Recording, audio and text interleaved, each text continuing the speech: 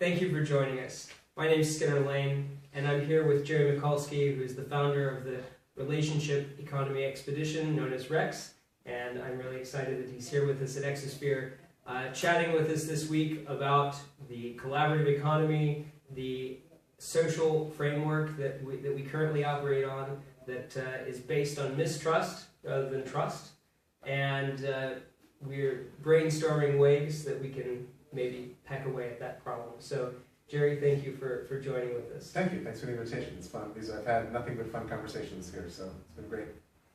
Well, one of the things that I'd like to start with is actually looking at this question of trust versus mistrust in our institutions, and maybe how we got to where we are today, and how we can start solving the problem at the margin, particularly in the realm of education and political governance. I think those are two really fertile areas of exploration. Yeah, exactly. So it's a weird thing, but suddenly about a year and a half, 2 years ago, the lights went on in my head, and I realized that we've been designing our institutions based on an assumption of mistrust of the average person. Now, I don't mean to say that there aren't bad actors, but what we've done is we've designed every system starting by neutralizing the bad actors and by controlling everybody else. And what that does is it eliminates the upside. It cuts away the possibility for the really good actors, the people who want to show up and really do something, to do really good things. So just as a simple example, if you're interested in mathematics during English class, you're a troublemaker. Right. You're supposed to wait until math class to be interested in math. It's like, really? What happened? Right? If you're just really interested in learning, shouldn't you be able to follow your passion, stay with a task longer than an hour, but at the top of the hour the bell's going to ring? And why is the bell going to ring? Because we industrialize this process so that we can pass a lot of people through it and make it scale efficiently and maybe be fair to everybody. And I think fairness is a weird excuse because the schools are definitely not fair. They're not even, right? Sure. Or as I remember from my schooling many years ago, you're reading ahead. Don't read ahead. Don't read ahead, damn it. And now we've got self-paced education and a bunch of other sort of experimental things. But you know, the stereotypical system forces everybody into one-year cohorts. And why are all 12-year-olds with people that they were accidentally born within 12 months of? Right? They should maybe be in different levels according to the different subjects where they are. They should, and they should be together with other ages. In the old one-room schoolhouse way back when, Sally was busy teaching Bobby his numbers or whatever else. And that's not just good for Bobby. That's really good for Sally. Like, there's nothing like teaching somebody who's just behind you to learn something, but we've cut all these interesting ways that we used to learn and be in society, we've snipped away, partly, I think, to control people. Sure. Because we had, you know, when this happened, there were riots in the streets, everybody thought that, you know, things were just going to go right down the tubes unless we controlled people. And we also needed to have consumers. We needed to have obedient people who would go out and buy stuff and work in factories, which was not the most pleasant work. Right. If you think about it, a farmer has to know everything. They have to be really smart. They have to know about the soil and growing in nature. They have to know about markets and when you sell and what you do. They really have to be pretty smart, well-educated people. Don't have to be in a factory, especially if it's just pull this crank and make sure this piece of tin is in this shape when you put it on the next process. Yeah, it's really strange that the Renaissance man gave way to the Industrial Revolution, and the opposite, in fact, the antithesis of the Renaissance man that came after industrialization with hyper-specialization, and we see this a lot in the academy, of hyper-subdisciplinary specialization, to the point that people are researching things that are so obscure that nobody other than a dozen other people on the planet will even be able to read the papers that they're writing. And they're talking mostly to each other in jargon that the common world doesn't understand. When you think about it, just the way you become famous in the academy is you pick a little fractal edge of the leading edge of your discipline, which is like a little slice of pie. Then you pick a fractal edge, and that's your thesis. And then that winds up dictating a large piece of the rest of your career. You wind up defending that point of view. And if you're very lucky, that point of view shifts the direction of your discipline, right? In some way. I saw just in the last few months a reference by some retired or aging academic that said that if somebody like Wittgenstein were alive today, he would have no chance of getting a faculty position at a major Western university. There's enough of our great thinkers who were very non-standard people. In fact, the institutions of education mostly fail the really bright people. Mm-hmm. And I think half the troublemakers in school, grade school and high school, half the troublemakers are actually people who have figured out what the formula is here, realize it's broken, and are just rebelling. Right. They're just refusing to go along with the program, which is a very healthy, intelligent approach, but all it does is get them in trouble. And then once you've got black marks on your record, good luck going up the rest of the fish ladder of life. I'm not even sure that it's rebellion as much as it's just a reaction to boredom. That if you you push somebody through enough boredom and repetition, and they're just looking for some way to make it interesting. And right. so what we label even as rebellion is just people trying to create a way for this awful, mind-numbing process to be the slightest bit interesting for them. And we're exaggerating a little bit. I mean, it's interesting for some people, and some people are like engaged, and I have friends who have kids who are in school who are just really happy about going to school. But I'm afraid that's more the exception than the rule. Yeah. That the rule is that the system fails most of the kids, but we force them into it because mostly we can't imagine a distributed system that would have looser ways of being in the system that would still teach people and still credential them somehow with little stamps, mostly from standardized scores today, that somebody at the other end will say, oh good, you got a X score on your X test, you must be pretty good at this. Right. Well, and I think, don't you think that a lot of this is derived from the social promotion attitude itself, that you're a certain age, as you were saying a minute ago, and so you should be learning in a group of people your certain age, and that assumption alone constrains a lot of what ought to be a more open process. Right. Because people have gotten so locked into the attitude that age is the primary determinant of what you should be learning and how you should be learning it. And this seems to underlie a lot of, or all of the institutions bequeathed to us by the Industrial Revolution. We said, in the school, let's put all of the 12-year-olds in the same room. And in the prison, let's put all of the criminals in the same building. And in the hospital, let's put all of the sick people in the same building. And it seems that it's a very strange way of isolating the I guess we could say the barbarians, or the people that are in some way causing the normal people a problem. So children are causing a problem by being children, so we put them in school. Sick people are causing, they risk infecting everybody else, so we put them away in a hospital. And prisoners, they are antisocial or have whatever their problem is, so we want to put them sort of out of sight, out of mind, and we look at the sort of the factory alternative, which today is the cubicle, and what do we see? We see lots of normal people. Mm-hmm. Yay for normal people. It's sort of the triumph or maybe the failure of individualism. Mm-hmm. Because in each of these institutions, we're basically treating the individual. We treat the individual patient, we look at a student, and we never ask what their buddies think. Because in a class, your buddies know whether you're the genius or the goof-off, mm-hmm. but we're never ever going to ask them. We don't trust what we'll ask them, that they'll answer it properly. And it turns out that learning is social, health is social, politics and governance is incredibly social. So we've individualized and consumerized each of these sectors to the point where we don't get healthy behavior out of any of it. You said the failure, or the triumph or the failure. Why the vacillation between the two? By the triumph, I mean the apex of it. Like, oh look, we figured everything out, we can treat all these individuals. And then by failure, I mean that in doing so, we've cut away so much of what matters in each of these areas, which is really about stuff that happens between humans. Do you think that it's a failure of individualism, or the sort of caricature of individualism?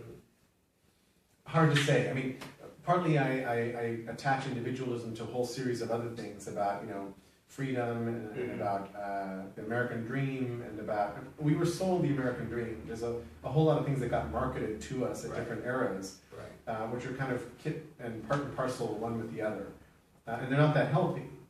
But they end up not being very healthy for the individual. Right. I think this is the paradox, is that when you focus only on the consumerized individual, it's actually really unhealthy for the individual. Right. So it's counter to the goal even of individualism, which should be self-actualization. And what we find in practice is that you can't have self-actualization without community, Right. without other people. And so the great and overlooked paradox, I think, of the modern age, of the Enlightened age, is that the individual reaches his or her apex only through binding with other individuals pursuing their own actualization. Exactly. And as Margaret Thatcher so famously said, there is no such thing as society. Right? I don't know, it seems like everything is community or society or relationship, which is why I run a thing called the relationship economy. It's like, I actually think that what's happening is consumer mass market capitalism is breaking and falling over. Right. And we see that it's breaking in 1,000 different ways. We don't really understand the mechanisms of it necessarily. And I think it's being replaced by something that's about coming back into authentic relationships with one another, learning to trust each other again, and learning to do stuff with each other, learning to govern again together, learning to make things again together, learning to teach each other. So all these movements toward open education, open resources, linking together through the environment are really pleasing to me, because I see them as evidence that, yeah, in fact, we're starting to piece together again how to be civilized with each other. Right. Because civilization until now has been, do you conform to these practices? Do all of your citizens go to 6 years of grade school and then 6 more years of high school and then all go to college and then all sort of swim up this fish ladder to success? Right. And that's not really civilization, actually, as far as I can tell. Right. We seem to have a series of self-contained, independent systems. We say, and as a result, they're kind of broken. Like the school system, it doesn't want to plug into anything else, and it doesn't want anything else plugging into it. And it doesn't teach you the rudiments, the basics of how to regulate yourself, how to be in society, how to have a family and run a budget. The very fundamentals, the rudiments of being a human in life with others aren't really part of the curriculum. Right. And indeed, from an early age, people are taught how to see the rules and the loopholes and to understand that as long as I don't break these rules in these specific ways, I can do anything else I want and I don't even have to think about it. And I have to do the minimum possible exercise or effort to jump these hurdles. Right. So I need to memorize all this stuff to pass this test, and then I can flush it all out of the buffers right here. Right. And then there's another test I had ahead of me, so I'm going to do the same thing over and over again, never actually working hard to put together a broader context of understanding of how these things affect each other, or what's going on, or why it matters, or who's done better work. It doesn't really matter. Your job is, consequently just leap each hurdle after one after the other. Right. When we talk about education reform and the curse of credentialing, I'm sure you've also been asked this question of, but how would we know if somebody could do X? How would we know if somebody was smart if we didn't have a university degree to see, they went to a reputable institution, therefore they must be smart, or therefore they know biology or chemistry or something. How do you respond to those criticisms? It's just such a weird criticism, because all you have to do is wander over to any open source project, go to GitHub or in the old days SourceForge, and wander around and read the trail of people working together on a project. Now, this is admittedly just a world of programmers, mostly geeks who are doing things, but they're all leaving a trail of how they interacted. They're all leaving a trail of whether their software was any good or not and got put into the main line of code, et cetera, et cetera. Did I accept your pull request or not? Right. That's a pretty big deal. And it's all out in the open, and the community kind of knows its members. Right? Well, if we're all in community doing things, whether it's bird watching or redesigning cities or writing code, then the community knows. Right. And I don't think too many people are going to wind up showing fresh, clean, out of whole cloth at your front door looking for a job. They're going to show up from some community of practice where they've been behaving well or poorly, and there'll be evidence of their work in the world, mostly, because you know how they used to say in the 60s, don't trust anybody over 30, which I, of course, no longer believe in. But I think that the saying, 20 years from now, will be don't trust anybody who didn't leave a trail in cyberspace. Mm-hmm. If you don't have embarrassing pictures of you puking into the toilet in your frat party or whatever, it's evidence that you're not necessarily really human, and that you're not vulnerable, and that you didn't sort of do a couple bad things with a couple good things, and that you're not like wholly here, or you're not even wholly contributing. Right. And I think that's important. And there's a place where that goes overboard, and there's a book by Dave Eggers called The Circle, which is like, what if Facebook wins and oversharing becomes not just the norm, but the expectation? You don't want to go there. Sounds like a good source of a dystopian movie. Totally is. I'm positive The Circle's going to be a movie. Totally positive. But sharing what you know, being generous with what you know, and participating in communities is essential to this process. So, and I think every company that's hiring people today knows that it may say you have a BA in English from whatever Ivy League. That has very little correlation with whether you can write a cogent essay or work the numbers or do whatever. Many corporations now have remedial programs for their new hires because they know that the people getting paper that says they should do something can't actually do that thing. So the credentialing system is actually very broken. Well, when you were talking about open source software projects, it reminded me that some of the best programmers I've ever known taught themselves how to code by participating in open source projects. Exactly. And so it's somewhat of a proof in an purely online format of how people could learn without credentialing, without exams, by actually participating in real work. And I think that if we took that model offline, the results would be substantially greater. And I just had a bad business model idea, which is I'm sure that somewhere in the next 5 years, there's going to be a company that promises for applicants to your job, we will scour their tweets, their blog posts, whatever they put anywhere online. We'll basically find their online identity and we'll analyze it and give you a character profile of them as they apply for work. And I don't think that's a good way to go about it because I think the human judgment and the human eye is better at that. Although Google's HR people will tell you that humans are really bad interviewers. They're terrible at it. Well, but I think that like the idea of the interview is somewhat akin to the strange modern dating ritual, right? Which is the idea that two people who have never previously met, whose contexts have never previously crossed paths, should instantly start doing meaningful work together. Right. Or in the case of a relationship, having a meaningful relationship, because historically, a job would be given to somebody that had a long history in a local context. Their family was known to the family of the person making the hire, in the same way that two people dating 50 or 60 years ago, their families would have known each other most likely, and so there was an entire context around the person beyond these two-dimensional measurements of who they were, and now we have only our resume or only whatever an algorithm puts out about us for people to make judgments, and we have, I think, a really strong bias to think that because it's an algorithm producing this data, or because it's these objective, so-called objective metrics, that the person we see then shouldn't be human, so they shouldn't have human foibles, they shouldn't have shortcomings, even though we know we ourselves have those shortcomings. Yeah, and we're willing to eliminate them for things that we would not eliminate ourselves for.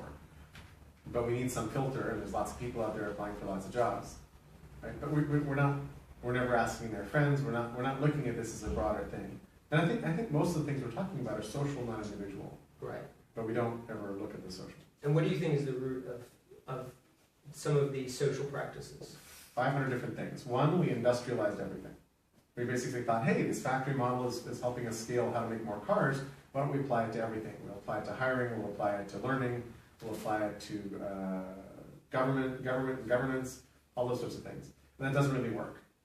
Partly because it's just trying to build systems for efficiency and scale, and it completely misses community, meaning, purpose, love, trust, all the things that are really important to us in the end. And there's 100 other sort of factors that fold into this, but we've ended up with a system, we're so adaptable as humans, that we've ended up with a system that's pretty inhumane, and we don't notice it. And it's been my luck to discover a whole lot of mavericks, a whole lot of people out there who've invented other ways of doing things that seem counterintuitive. I heard somebody describe Wikipedia this way once. They said, Wikipedia is something that works in practice, just not in theory. Yeah. Right?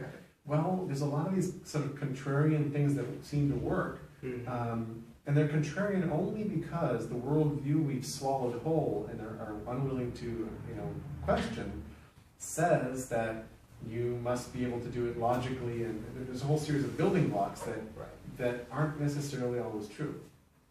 So in your ideal world, what would a school look like? So I would take most of the functioning physical schools, the structures, and I would take every room and facility and I'd put a little LED board on it and I'd put it online as a reservable facility. So if you would like a biology lab or an orchestra rehearsal space or a playing field or a quiet room to write in, boom, you can show up, and I don't care what age you are, right? But you can reserve the space, and maybe there's sort of rights and territories so that we don't overbook, so that neighbors, people locally are the ones who are priority, figure all that out. But basically turn the school inside out. And then there's a whole bunch of, there's a small movement of schools like the Sudbury Valley School and a bunch of others that followed Summerhill back in the UK earlier, that follow this notion that teachers are really sort of coaches wandering around on campus to help you solve problems, to troubleshoot, to be mentors and so forth. They're not standing, it's not even the sage on the stage moves over to the coach on the side or the guide on the side. It's even that really this is very curiosity-led. So I would say, let's help whoever wants to learn at whatever age figure out why are they learning what they're trying to learn, what resources are at hand, where they are, some kind of feedback. We all need to have somebody who's kind of looking a little over our shoulder and trying to be helpful and trying to steer us and point us in different ways. A mentor, a coach, somebody like that.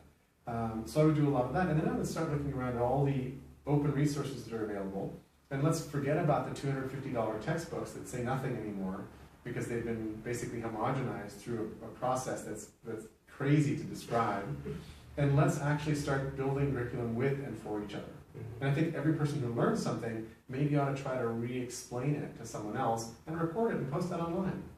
And maybe their explanation winds up being the best one about this thing. But the responsibility of posting for other people to learn, I think, is part of the learning loop. So I would fold all those kinds of things in, and then invent some new kind of portfolio that everybody can keep and show that says, hey, here's the starting point for our conversation about what I think I know how to do and what I built. And we don't have that very much. We've got your GPA and your SAT score and maybe the stamp of degree. And maybe some recommendations. Okay, that doesn't tell me very much. Recommendations that are often written by teachers that don't even know how to spell your name. Right, or you wrote them and handed them to somebody who then signs it for you because they're really busy or whatever. I mean, really pretty meaningless. And it's hard to find out what you trust in that whole environment, where to go. So as a result, we have employers and schools who are busy peeking into people's Facebook trails to figure out what it is you did, and bouncing you because they find something bad, but then we find countermeasures of kids who are hacking their names in Facebook. So they'll create aliases, which is really them, their buddies know it's them, but it's not traceable back to their actual real world name. So you end up with this cycle of mistrust and deception that just compounds over and over until we've abstracted all of our humanity away in order to present this perfectly acceptable, Googleable identity, and we can't be ourselves in any context. And in an industrial environment, you don't want to be non-standard. So I'll jump over to a different market for a second. Our houses used to be our homes. We used to live in them and we thought of them as our home, and it might be passed on through generations. Today, our houses are our retirement accounts. They're just financial instruments.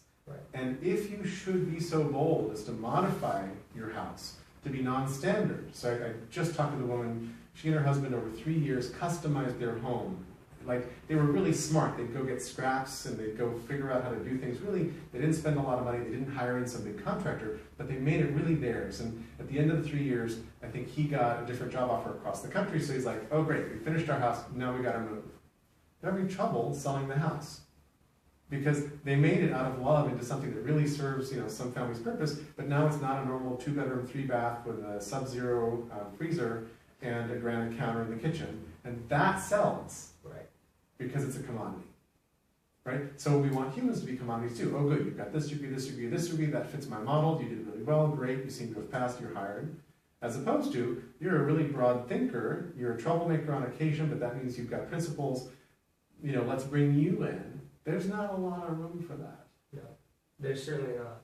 So the question is that from this commoditized, industrialized world, in education, in governance, in healthcare, all of the major elements of life, and all of the trivial elements too, what is the bridge? How do we start making steps in the other direction? Because I think that most people will say, okay, yes, I agree completely, but it's not practical, it's not reasonable, there's no way we can get from here to there.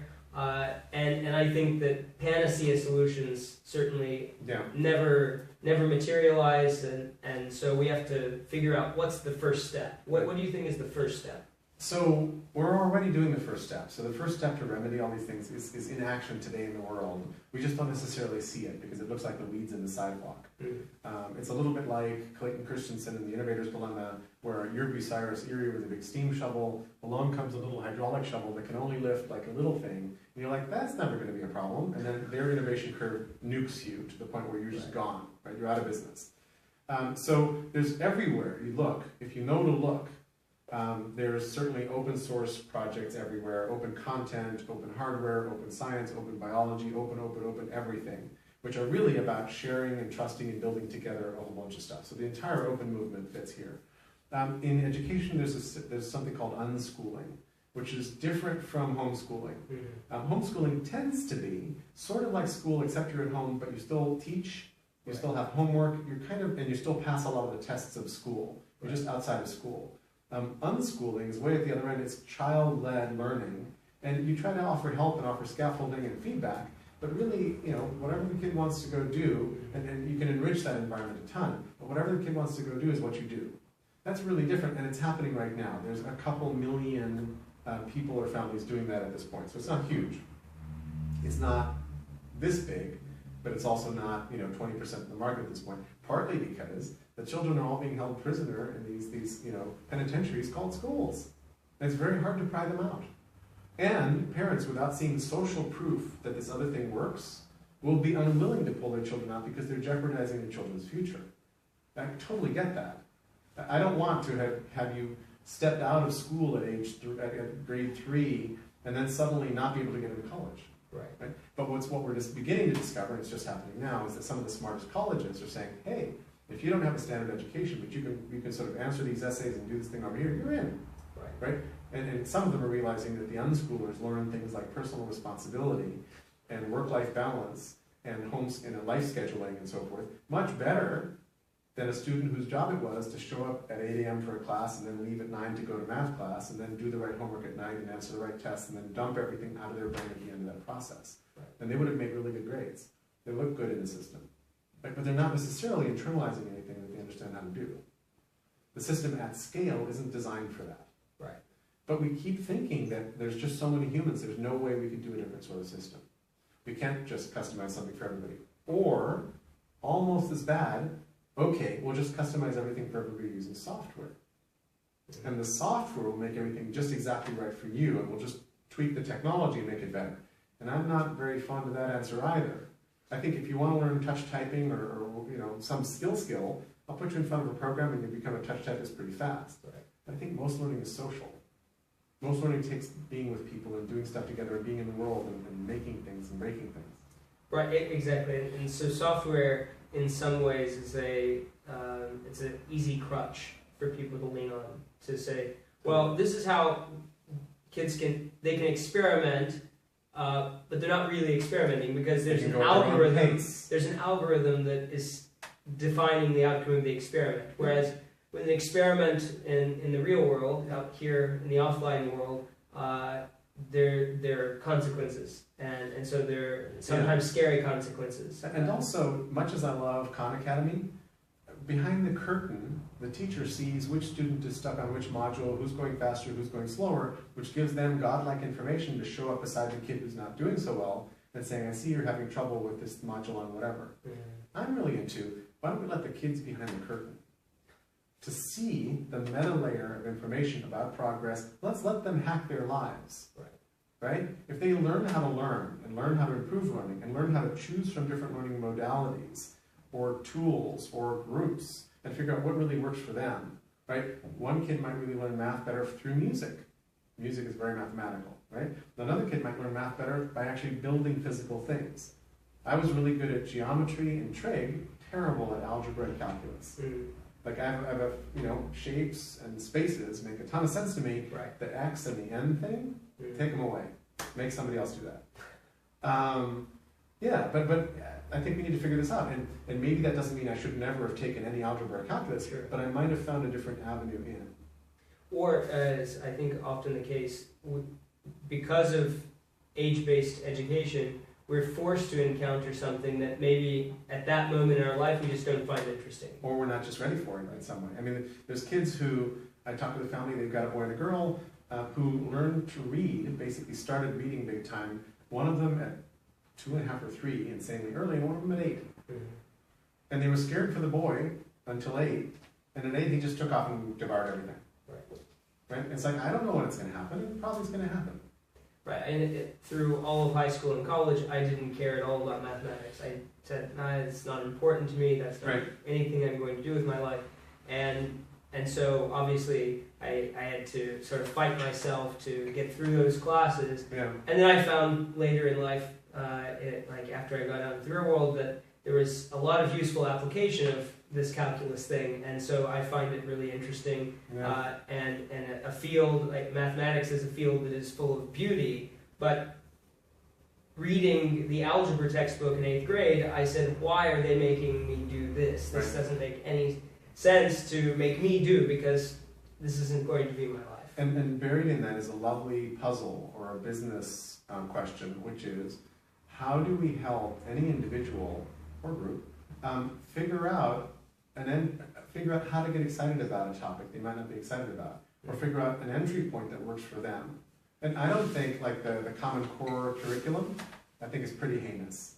I think it's really nice that somebody went around and said, here's all the things you should learn everywhere, but it's terrible that we're now trying to make everybody learn all of this.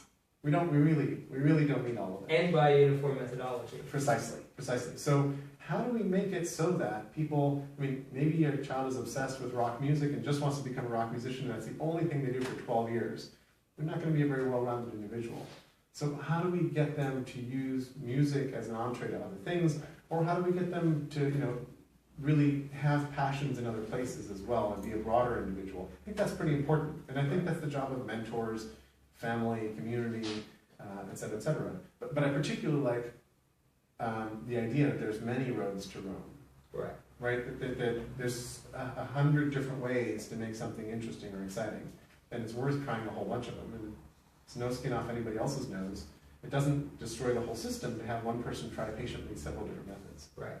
Well, on the subject of music, I find that one a particularly interesting one, because music theory was part of the basic education during the medieval era, and it was the precursor to studying mathematics. Wow! And that's really interesting. It's fascinating how music and music theory, studying the Gregorian chants and then later Bach and the Baroque composers, was the foundation for learning mathematics. That's cool. Rather than music is this thing we do as sort of an extracurricular thing because we feign to want people to be well-rounded. Right. Well, and we used to sing to each other. People used to know how to play instruments, and families hung around together, and that was their entertainment. And we've replaced all that with the entertainment industry, where you're either like on the Nintendo game or you're listening, watching some Bruce Willis Save the World or whatever. Right. So with all of these easy crutches, the software saves us from everything movement, the core curriculum. Let's just turn up the volume on the old process movement. Right. How do you fight to be heard above all of that noise? Because it's very loud noise. Yeah. Well, for people that are genuinely interested in making a widespread impact in education, what's the way to get people's attention without immediately just being labeled as an idealist or a heretic? well, anybody who gets popular with some very different idea is going to get labeled as an idealist or heretic. That sort of comes with the territory. I think one of the interesting things to do is to just go help nurture and fulfill the promise of those different approaches. And just go help them understand how they're doing the same thing as those other people over there, only it looks different. Help them understand their commonalities so that they can pull together, whether it's to pull together to change legislation, whether it's pull together to get funding, whether it's pull together to unify their tools and platforms and share their resources, any number of things you might want to do with somebody else. But I think mostly it's about that. I'm personally not interested in tilting at the windmills of the existing bureaucracy and trying to take down the compulsory education system. I'm extraordinarily interested in building basically a beautiful web into which learners can fall that will hold them and help them learn with joy, with others, and really well, so that they're learning kind of deeply and thoroughly. That to me seems like a great mission, something to work on. And I think that it will be attractive through its quality, and over time you'll have the social proof that other people need, that this works and look how it works and here's what it is. But we're early enough in this process that the pieces like Khan Academy look really primitive. Yeah. Right? It's a nice start. It's a really interesting thing to have in the world. Like Wikipedia is a beautiful thing to have in the world. Right. But this is just the first layer of what we get to do. I mean, when Steve Jobs was booted out of Apple the first time and went to Next, one of the things he wanted to build was educational simulations. The next machine was going to be like the perfect machine for learning. And we don't have that. Yeah. Right? I mean, we've got Mathematica. Stephen Wolfram is an absolute genius, madman genius. But we don't have some of the ordinary tools that ordinary people can really put together and use for this kind of thing yet at all. And I think they're coming and they'll be helpful. I agree. I would say that the fighting against the windmill, the bureaucracy, it's tempting for a lot of people. They say, well, if we just go fight the system, if we get involved and get active, become activists, then we can really change things. And what ends up happening to a lot of people that do that is that they don't change anything, they get bitter and dejected, and their lives are actually not very pleasant. They break their sword on the thing they're trying to change. Exactly. And on the other hand, people that are doing something, even if it's really small, but making an impact on a few people's lives, is so much more fulfilling as well. Just as a personal calling, if education is your calling, and reforming education is a calling, it's a lot better to be doing something for a few people than fighting a bunch of faceless bureaucracies to try to change the whole system at once. And also, part of the reason to build something beautiful outside is that, let's say the existing edifice were broken and started falling over, you can't do that to people. Right. You can't destroy an existing system without having something else that they can walk into and something else they can do. Right. And then I have a second perspective, which I don't know how I feel about this, but there's something in education called the hidden curriculum, which is the stuff that you're really being taught while they say they're teaching you English or math. And they're teaching you obedience and compliance and discipline. They're teaching you to fit in by ringing the bell every hour, by not letting you do anything in private, by holding you to standards from outsiders who will never meet you, don't care about you. There's all these things that are never spoken out loud, but any smart person looking at the architecture or the design of the system will go, well, that's kind of weird. Why do we do that? So my question is, let's say you stay in school. Let's say you stay in school. If I can wake you up to the hidden curriculum so that you notice these absurdities, is that enough to free you from the system so that you can use the school as a resource, maybe stay in the normal fish ladder process, but might you then be a much sort of freer, more connected person to who you are and what you want to do? And I don't know. I don't know the answer, because school is really powerful. The rhythms of school and the mechanisms of school are overwhelmingly powerful. Certainly seems like there's a strong social and political disincentive for people to know about that hidden curriculum. Mm-hmm. Well, but once you've heard it, you can't. It's like one of those things you can't unsee. Like one of those horrible pictures online that are fads that you're like, I wish I'd never seen that picture. Once you think about the school bell, and realize that every time it rings, it's jerking you out of your focus, your passion, your flow, and moving you to something else because the system needs that to happen, that's hard to unthink. It's true. Right? So part of my goal is to whisper this in enough people's ears that they all start being bothered by it. And my journey starts with the word consumer, So I bring it up all the time, and I know that it's a little, seed bomb that I'm planting in people's brains that will itch over time, and it will sprout, and it will grow. And that to me is an interesting, subtle but interesting tactic. Yeah. Well, Jerry, I really appreciate sitting and chatting with you this evening, and I'm looking forward to our conversations the rest of the week.